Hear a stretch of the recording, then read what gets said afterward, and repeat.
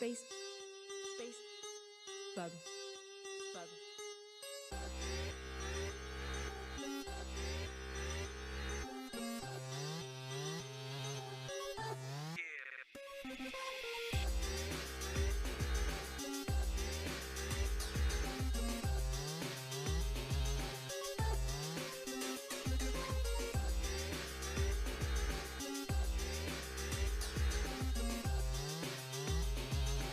Magic for the masses.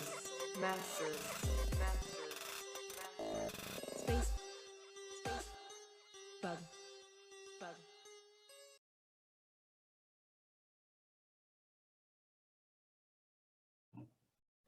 My name is Jarrel Seeker, and I channel Magnus. I'm part of the Starseed Collective, and we're here to help Earth realize that they're not alone. Yeah, you're good. Cool. All right, I'm here. So you said something about your spirit guides. Would you know them like by name or by face, or do you have specific ones you deal with? I guess is what I'm asking. Or is it like just a general spirit? Well, so you see the pictures around my beingness. Yes. Those guys are my spirit guides. I draw them. The way I channel them, I don't do channeling the way a lot of people do. A lot of people they let things come into them and then they channel that way. But I use my notebooks as a channeling medium. Amazing. So I will draw the spirit that I'm trying to communicate, and then I'll use automatic writing. This allows me to kind of channel like spirits that may not always be like the most positive. Like they're because there's the thing is like you can't really judge a spirit by its spirit energy, because like sometimes spirits are like all bent out of shape. Wild. They need help. They are good. They're just spirit. Yeah. So it's all what you make of them. So like, but depending on the level of your ability to kind of like shift your perception of energies.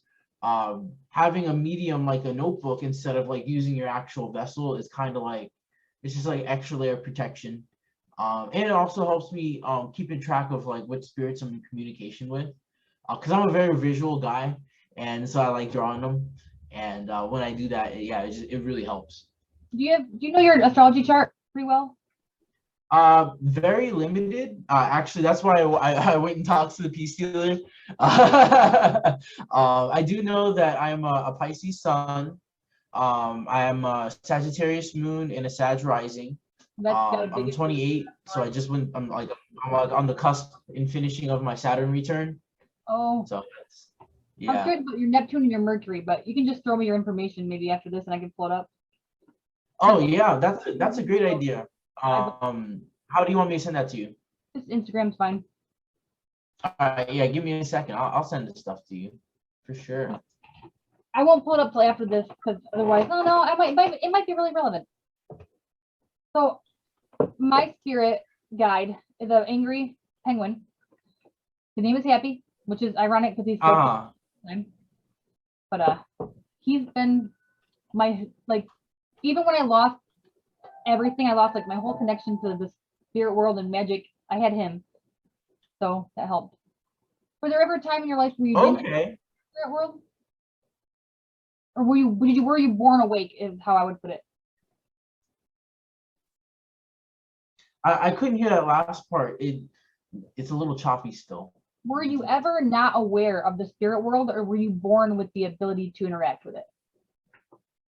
Oh, okay. So that's a good question. So I feel like innately when I was young, I was always very imaginative. So I feel like that was my connection. And when you're young, because you're so pure, everything comes in as like cartoons and fantasy. Yep, you haven't been conditioned. Yeah, and then you know, when you hit puberty, you kind of like you hit that dark side, and then everything is skull and bones, you know, and that's just how it goes. But yeah, that's just the shape your personality takes, you know. It's expanding. But I didn't consciously understand all that stuff at all until later in life, because I wasn't supported when it comes to like spiritual stuff. Like I was raised Christian. And I had to kind of deal with like the dogma and kind of expand on my notions of what light and dark really is. And I had to ask myself a lot of deep questions. That's a great path to get to where you have a lot of conviction after that kind of a journey.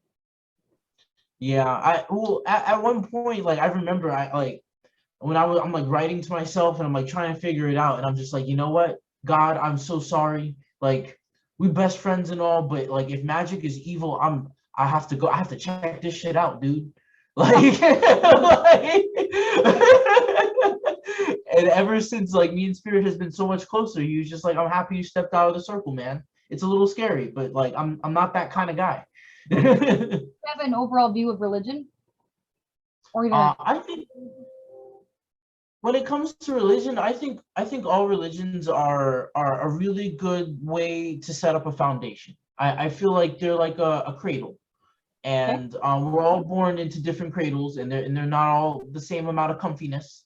But they're supposed to give you the basics of your understanding of this reality game. But they're not supposed to be the place you stay. You're supposed to expand outside of this, outside of the stories, because you got to also realize that a lot of people take some of this stuff literally when it should be taken metaphorically, because everything is a metaphor, including our reality. So you have to let go of all that. But yeah, I think it's really important. Like, religions are important. They give everybody like a place to kind of be together and talk about stuff, but they have to be open to the fact that, like, they're all starting points. And at the bottom line, if your God ain't love, like, what are we doing? Right. Good way to look at it. I'm very anti-religion, so I've learned from your expression of how you view religion at this point now. That's good. Let's see. Have you ever heard of the Enochian keys? One more time. Enochian keys or texts? Oh, yeah, the angelic texts. Yeah. I did actually look into Nokian. That you're like the first person to ever ask me about Nokian. So, like, whoa, that's bonus points. No one talks about angelic language. For sure. I find Nokian sigils beautiful. I remember when I first got into Nokian, the first exposure I had was the Lesser Seals of Solomon. I believe it was like the second book or something like that. And those are usually pretty, like, untamed spirits, I guess. Like, you would quote them that, but like really it just takes a strong master to deal with those forces. Right. But due to my Christian upbringing, like, that was my first exposure. And I honestly, like, I was so confused. I was just like, okay, we got King Solomon here, and he was supposed to be God's good guy, and then, like, why is he writing these books? And then, like, I don't understand. God, this is not making sense. And like, I couldn't help it. It was just so fascinating, and the art just seems so expressive and captivating. I'm like, dude, if it wasn't for me to see it, why is it so interesting? A lot of people believe that they were the people who were John Dee and Edward Kelly, the guys who were speaking to the angels supposedly through the scrying stones mirror. A lot of people believe that they were actually talking to demons because they were attempting to open a gate to heaven from earth, which is why they needed humans' help. So on that note, what is your experience with demons?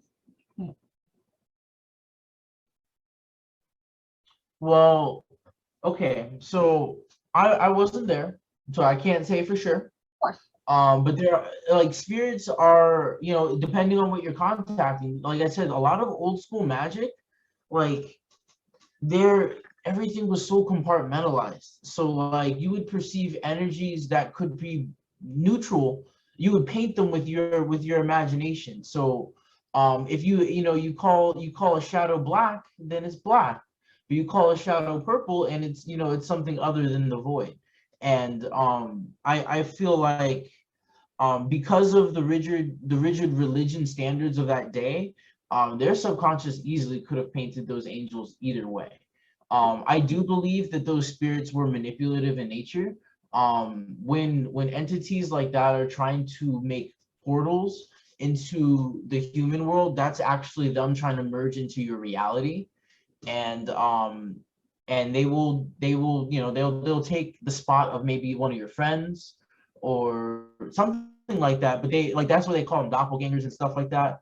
But really, in a sense, that's energetic. That's energy replacing someone that's already within your energetic circle. And because it's a parasite, it will doppelganger as that person.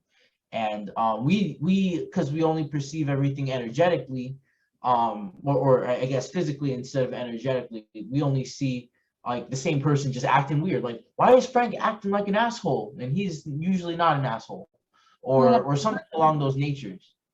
And it can happen to you. It can be an internal Sephiroth, and it can possess yourself.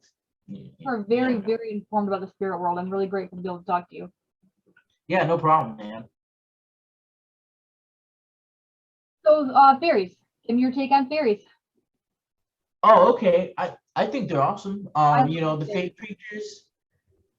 Fake creatures are some of my favorite because I feel like they're the easiest to communicate with. I feel like because they're just like they're innately just childlike. Like I'm not saying that they're completely innocent because Right. there's some crafty dudes out there. Don't Yeah, you have to have boundaries. You have to have boundaries with the little guys. But the best way, the mentality I deal with when I deal with nature spirits of any kind is treat them like, okay, if they're plants, treat them like old people because you don't understand what they go through. If they're animals, treat them like babies because their lives aren't very long, and most of the time they're in it for the primal experience. And so like whether it's a rabbit, learning what it's like to live as a rabbit, like they're very basic needed consciousnesses, and you don't like there's still an extension of you. So you want to make every encounter with yourself a positive one, if that can be a possible. So I love the fairies. They're cute. Everything being an extension of us. I personally believe that everything shares the same energy. Like we're all the same thing because we all came from the original nothingness or whatever oneness. Hell, I forgot what I was going to ask you regarding that. But do you understand what I'm saying? And does that vibe with you at all to say that we're all connected? And I think that's how magic works, is through that connection. Yeah, that makes complete sense. My belief is that we all come from this one source. A good way to kind of mentally understand it for me was that, like, imagine instead of something solid, think of something like a vibration frequency, but think of it as a scalar. So like it's all the like, okay, imagine like stroking a guitar and hearing like all the chords of vibration, and then those vibrations being all of matter and everything else vibrating. And there's more outside of matter. Matter just happens to be what we're in right now.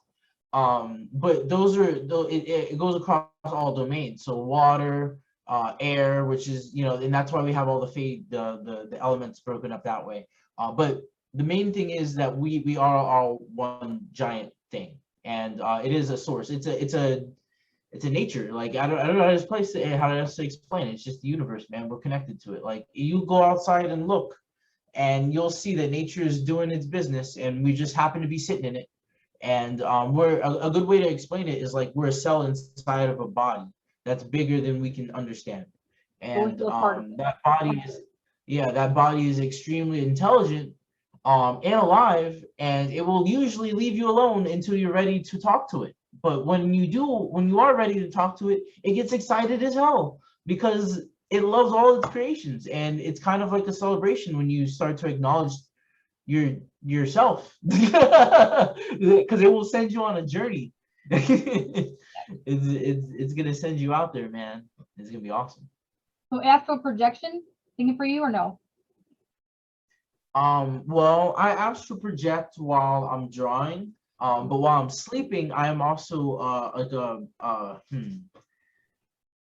how to explain? I help certain like spirit forces move other people from collapsing timelines onto other timelines. Fucking awesome.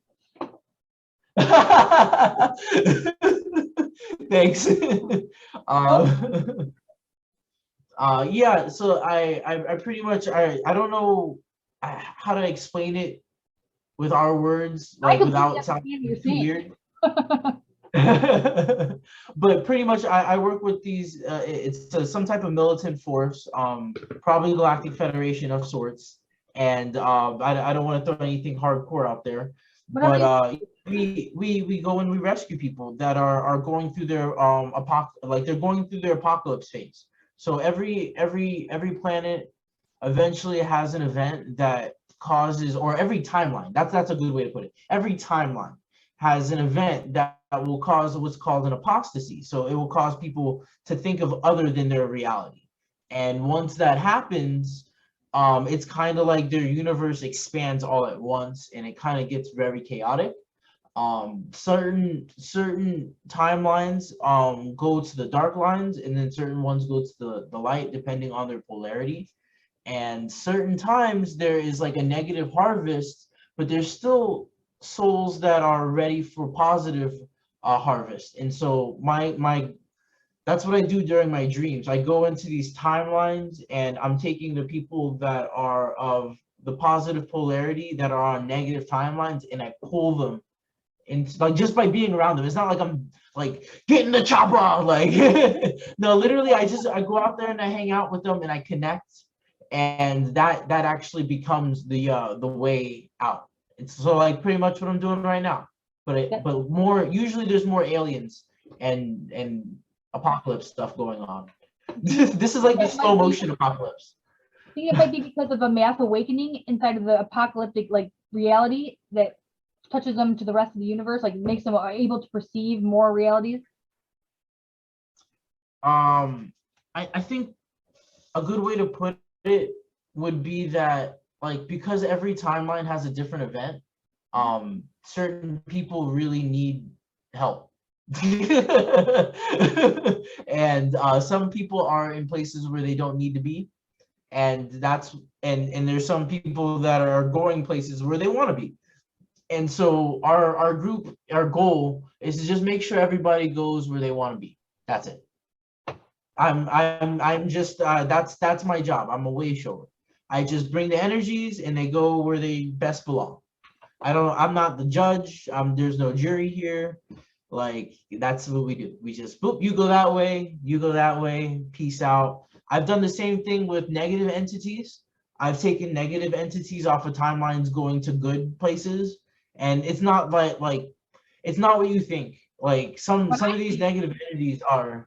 Oh yeah, I don't know what you think, but like it's not what most people the world assume. Okay, gotcha. Yeah.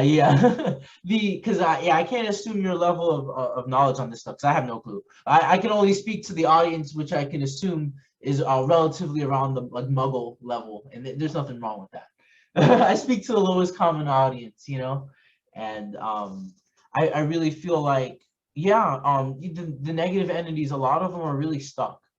They're stuck in vicious cycles that they were born into. Like, the thing is, like, it's not that they're born into these vicious cycles, is like these cycles are repeating so fast and so hard. They have so much negative cycles that it's really hard for them to break the momentum that they've already created as well. Like, even if they want to stop, their subconscious has been so programmed with these negative actions that they're out of control.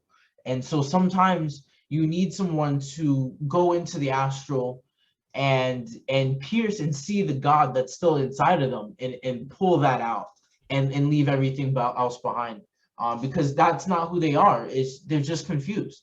So that's the job of a way shower. That's fabulous. Now I had encountered an entity before. It was actually two. They were going through a destroyed timeline, and I can't say for sure if it's what you do, but I would just want to run it by you. They were like much taller than me, thin insectoid type of creatures. I think that they had 4 arms and a cloak. Have you encountered that type of energy? I've heard of insectoids, and you could, like, the thing is, those type of like aliens, you can call them aliens or you can call them spirits, but those, regardless, they're from the insect kingdom. And so that could have literally been like a queen bee showing up in your presence and being like, yo, we got words, all right? Like, my nest is in the back of your house. And but that's, our brains would perceive them as these long, tall insectoid type individuals. It's so crazy because like they could be that, but they can also be a million other things. Who fucking knows, man? Right. For sure. Yeah. Now, on the subject of aliens, go ahead and give me a rundown on that. Okay, well, first, I think in order to explain aliens, I have to explain paradigms. And as a way shower, paradigms are really important because that's what shifts your reality. And so aliens is just one different paradigm. That's an exoteric reality. So that's where you're on something and your reality is outside of you. And these space aliens are, they're still you, but they're outside brethren, and they're gonna take you to space, which is just the rest of your body in other paradigms. So that's space.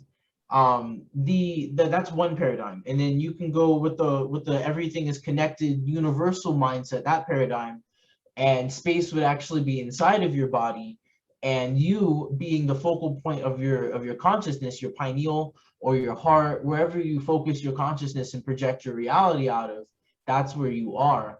And these beings are actually part of your body that's actually interacting with you. Those parts of your body though are older, wiser, they have different experiences because their cell, your DNA actually houses all your ancestral data, but it also is connected to the quantum realms and all of the rest of the human population, and in large the universe as a whole. So when you connect with these entities, like your brain will see them based off of the paradigm that you're most comfortable with.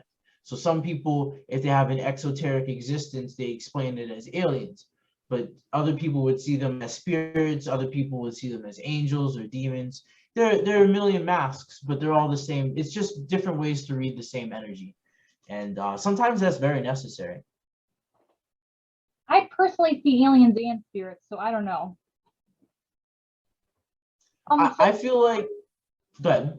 Oh, go ahead, please. I was gonna say because there's definitely a difference between alien and spirits though, because I feel like a lot of spirits are terrestrial, like the ones that we're most familiar with are terrestrial. But when we're dealing with alien spirits or collective consciousnesses, stuff like that, it feels outside of you. Those are other infinities talking to you, if that makes any sense. So like when I see you're a collection of everything that you've ever intaked, which is from any of your five senses. So anything you've ever read, anything you've ever experienced, like that's all of you. An alien would be like me showing up in your reality, but like without my human skin. Like and being like, yo, you want to go see some space shit? And like that would be an alien. But there's all types of those and all types of vibrations and it's a mess up there, man. I think an alien abduction then would be like representing yourself with a part of yourself. Well, that's yes on levels and no on some levels. And unfortunately that's like usually the answer for a lot of things. No, in a sense that like being abducted might not be your higher self. It could though, and that really depends on the experiencer, and how you're experiencing those energies. So like if you're experiencing an abduction and you feel safe, then that might be your higher self. Like it might be one of your star family. Like there's a lot of ancestral old spirits out there that will look out for you. I've definitely had some experiences like that, and they're cool. But I've also had experiences where like I've been up to negative things, and I'm like, bro, I want to go, like, and because I know I'm sovereign, I can leave. But a lot of people, they get stuck in their aura because they have like negative entities have like this like fear aura that like if you don't have the willpower to like break out of that shit, you get like locked in and you get like stun blasted. I don't know how to explain it. You just like so I'm not sure if it's comforting or startling that you know exactly what you're talking about. yeah, you've had experience. The thing is, a lot of people have a lot of experience, they're just not conscious of it. Yeah, I think you're right. Do you think that Yeah. abductions have to do with, okay, here's my theory. I believe people who are interacting with these entities, whether it's good or bad, probably vibrate on a more spiritual frequency than the rest of the masses. Like they can interact with us because we're there, or maybe they're trying to interact with us because we have something that's on the same level that they're on. I don't know, but do you have any theory about why people are experiencing these experiences? Why specific people encounter it? So from my understanding and from what my spirit guides have kind of communicated to me is that pretty much like some of these abductions are planned, like it's a soul contract, like it's an event. It was always going to happen, regardless if your conscious was going to experience it in a fear sense or a positive sense. Like it was in your contract before you got on Earth. It was gonna happen because you were gonna get something, whether you were ready to accept it at that point or not. Sometimes they are experienced as like I've been abducted and maybe I got an implant or something like that. You may have that tool might be for you, but the first thing you have to do is overcome the trauma, and that may be like overcoming this false precepts of your subconscious painting that experience as a negative ET. And in your mind, because of that complex that is built, you generate negative ETs. Like we make these egregors, these spiritual energies. So like you actually have to go inside yourself and deal with that shit so that you can reap the rewards of overcoming. I feel like there's that. We also have a problem with like terrestrial forces, like within our governments, within the higher echelons of society, abducting people and pretending like it's real. They can drug you, and something like that can happen to you.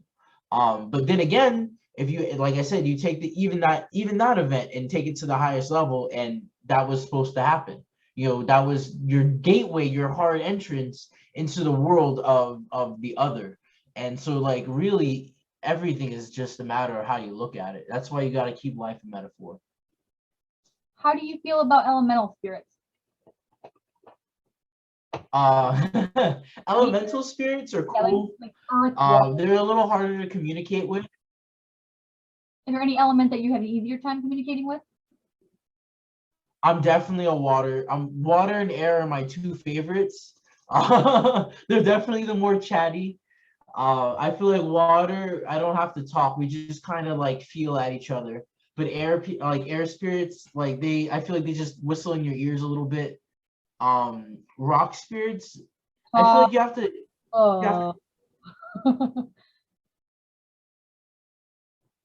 What'd you say? Earth spirits seem to talk slow to me. Yeah. You have to be on their time, man. Same thing when you talk to trees. Like they're not talking fast at all. Like, but fire is cool, but like I don't know. I don't really hang around too many fire spirits because they're just not really conducive to our plane. So I guess you can see like emissaries of that spirit, like salamanders and things like that, but they're also mixed with like the Feywild, so they're a little different, But like base elementals, I mostly do a lot of work with water. Water's got memory, is extremely powerful. It's 70% to 80% of your body.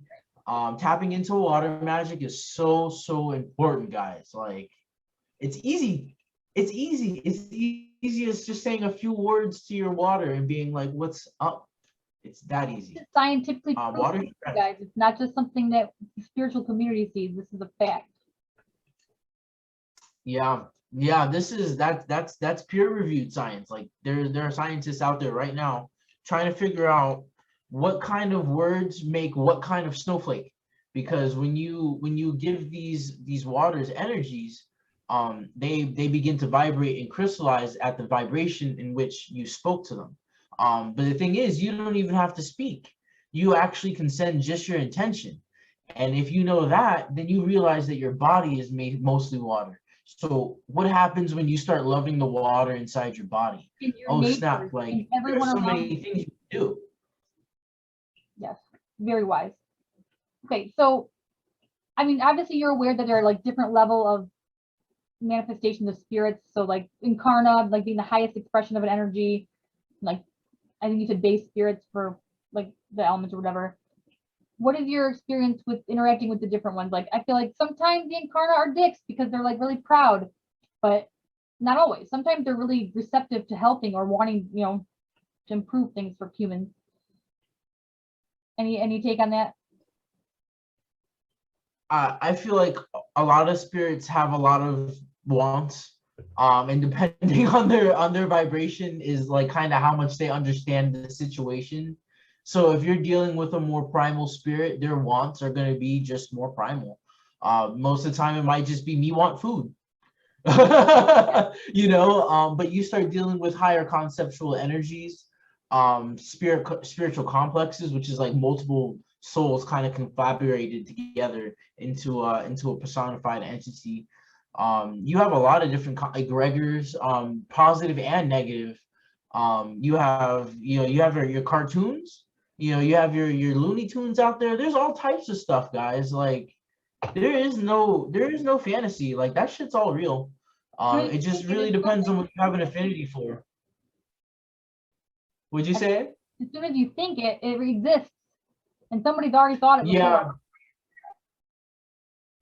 Yeah, and when you hold these thoughts, guys, you are, in a way, your mind is less of a creator and more of a antenna. Everything that you could ever think to say and imagine is already out there, and your brain is literally just a receiver. So when you have the vibes, when you can have the perception, the control of your perceptive reality, you can bring in all types of ideas and things that like are way beyond what you think, and you start to realize that you're more than your body, and that this is definitely just it's an extension. It's like your pinky, you know.